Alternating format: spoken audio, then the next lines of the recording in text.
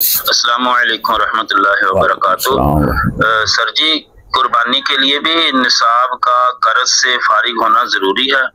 मसलन अगर कोई शख्स साहिब निसाब है, जरूरियात जिंदगी के अलावा, हाजत असलिया के अलावा 52.5 तोला चांदी की मालियत के बराबर कुछ माल रखता है, मगर उतना ही वो मकरूज भी है, तो क्या अब भी कुर्बानी उस पर वाजिब होगी, या कर्ज निकाल कर निसाब बाकी बचे तो तब कुर्बानी वाजिब होगी? बराए करम इसका भी जवाब इरशाद फरमा दें। जज़ाकल्लाहु खैरा। जी वालेकुम सलाम रहमतुल्लाहि व बरकातुहू। आपका सवाल है कि मकरूज के ऊपर भी क्या कुर्बानी फ़र्ज है?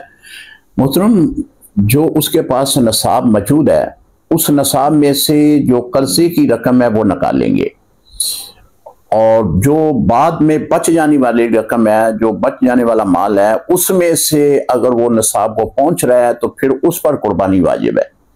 मिसाल के तौर पे अगर आदमी के पास 5 लाख रुपया है तो उसने 2 लाख रुपया जो है वो कर्जा देना है, तो अब 2 लाख रुपया निकालेगा 5 लाख में से, बाकी 3 लाख बचेगा। अब 3 लाख से वो साहिब निसाब है, तो फिर उस पर कुर्बानी वाजिब है। अगर उसके पास 5 लाख रुपया है, उसने जो है वो 4.5 लाख रुपया कर्जा देना है, तो अब 50,000 रुपया उसके पास बचा। 50,000 रुपया जो है वो नसाब को नहीं पहुंच रहा, लिहाजा इस सूरत में उस पर कुर्बानी वाजिब नहीं होगी। अस्सलामु अलैकुम रहमतुल्लाहि व बरकातुहू।